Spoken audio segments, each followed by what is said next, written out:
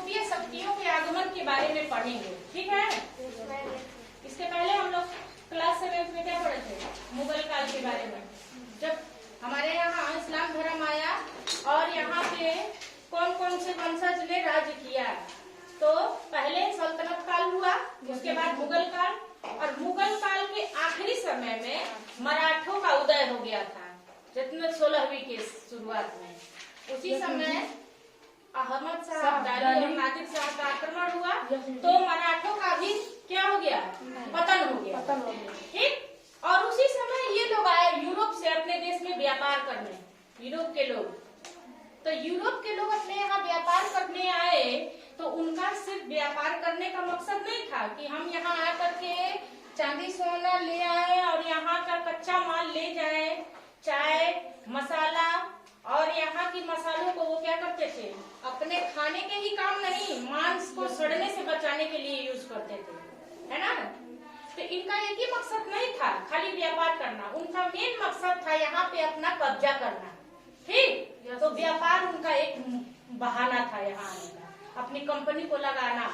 सबसे पहले जहांगीर के शासन काल में एक अंग्रेज आया, हाकिम, और उसके बाद इंग्लैंड के राजदूत कौन है? सर थॉमस रोज। इस तरह से वो लोग अपने यहाँ आकर के अपनी कंपनियों को लगाना शुरू किए। पहले रास्ते ज्यादा नहीं थे, कम रास्ता था, पानी वाले ही रास्ते ज्यादा थे, तो उसमें आते थे लोग और यहाँ से यूरोप के लोग व्यापार करके अपना माल ले जाते थे और यहाँ से माल ले जाते थे और कच्चा माल ले जा करके तैयार करके हमको मुनाफा कमाते थे। तो उस समय 3 रास्ते थे जो कि खाली पानी से, ये है हमारा यूरोप, दिख रहा है यूरोप? Yes sir. और अपना देश भारत है। यहाँ पे 3 रास्ते थे। पहला रास्ता था फारस की खाड़ी, ठीक। फारस की खाड़ी से होते हुए वो ईरान, तुर्की, वेनिस और जिनेवा से हम लोग व्यापार वो लोग करते थे। वहाँ के लोग आते थे और यहाँ पे क्या करते थे? व्यापार के लिए आते थे, अपनी व्यापारिक केंद्र लगाते थे। उसके बाद दूसरा है लाल सागर, अलेक्जेंड्रिया से यहाँ पे वेनिस और जिनेवा के लोग आते थे। लाल सागर से होते हुए आएंगे, उनके नाविक बड़ी बड़ी जहाज को लेकर के पानी वाले यहाँ से सामान लेते थे और वहाँ ले जाके ज्यादा दाम में बेचते थे। और तीसरा है मध्य एशिया से यूरोप से व्यापार का ये मार्ग था। ये 3 रास्ते हो गए ना? भारत की खाड़ी, लाल सागर और मध्य एशिया। यहाँ से हम मिस्र और यूरोप से व्यापार करते थे। अब ये तीनों रास्ते ही मेन रास्ते थे जिसपे हम लोग व्यापार करने के लिए पानी के रास्ते आते जाते थे, बड़ी बड़ी जहाजों को लेकर के। एक जगह का नाम है कुस्तुतुनिया, ठीक। कुस्तुतुनिया नगर पे तुर्कों का शासन था और वो चाहते थे कि यूरोप का व्यापार, यहाँ का व्यापार यूरोप का भारत के साथ बंद हो जाए और हम अपना व्यापार करें। तो उन्होंने क्या किया? उस रास्ते को बंद कर दिया, जल वाले मार्ग को। अब यूरोप अपना व्यापार भारत के साथ कैसे करे, ठीक। इन्होंने फिर व्यापार करने के लिए नए मार्ग को ढूंढने का प्रयास किया और अपने नाविक जो नाव चलाते हैं उनको भेजा कि जाओ पता करो नया नया रास्ता कि कैसे फिर हम लोग भारत चले और व्यापार करें।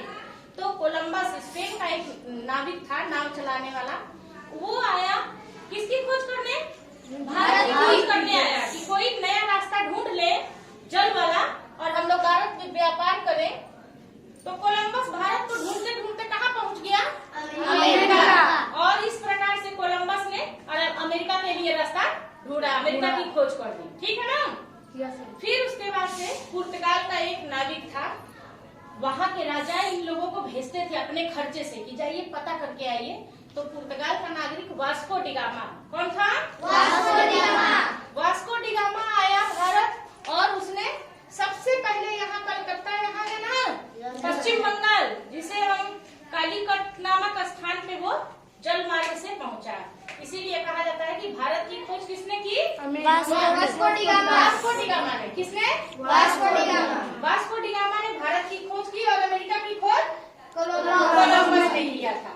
तो इस तरह से भारत के लिए नया रास्ता मिल गया और इनका काम था 3 चीजों को अपने देश से दूसरे देश तक फैलाना। पहला था धन, धन धन यानी कि ज्यादा से ज्यादा हम पैसा कमा सके, मुनाफा कमा सके।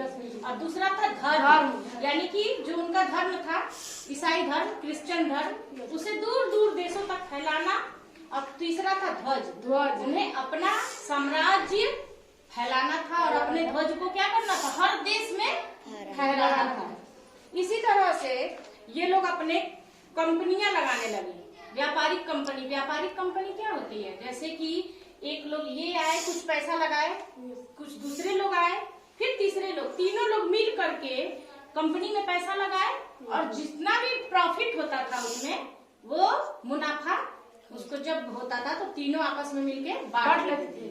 इस तरह से इसे हम व्यापारिक कोठिया कहते हैं। क्या कहते हैं? व्यापारिक कोठिया। हाँ, जिसमें कई लोग मिलके पैसा लगाएंगे और जब वो मुनाफा हो जाता था सब आपस में बांट लेते थे। अपने देश में यूरोप की शक्तियों का आगमन हो गया और ये यहाँ पे कंपनियां लग भी गई और चलने भी लगी। इसका कारण आप जानते हो क्या था? क्योंकि यहाँ के जो राजा थे वो भोग विलासिता में थे, इनको आधुनिक चीजों का कोई ज्ञान नहीं था। जब इंग्लैंड में पेपर छपने का काम होता था, घड़ी और इंजन बनता था, तो हमारे राजाओं को इसको बिल्कुल ज्ञान ही नहीं था, है ना।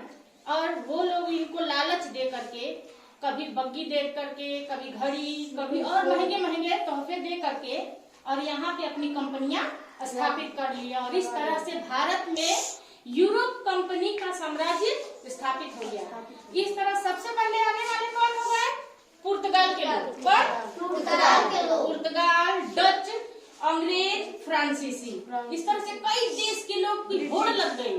क्यों? क्योंकि अपना देश क्या था? सोने की चिड़िया था। यहाँ पे बहुत धन संपत्ति थी लेकिन आधुनिक विकास नहीं था, तो वो सारे देश यहाँ पे पैसा लगा करके और पूंजी कमाना चाहते थे। ठीक है ना। इस तरह से धीरे धीरे यूरोप की बहुत सारी कंपनियां, कई देशों के लोग यहाँ पे आने लगे। ठीक है ना। और इस तरह भारत देश में अंग्रेजी शासन की धीरे धीरे नींव पड़ना चालू हो गया। ठीक है ना।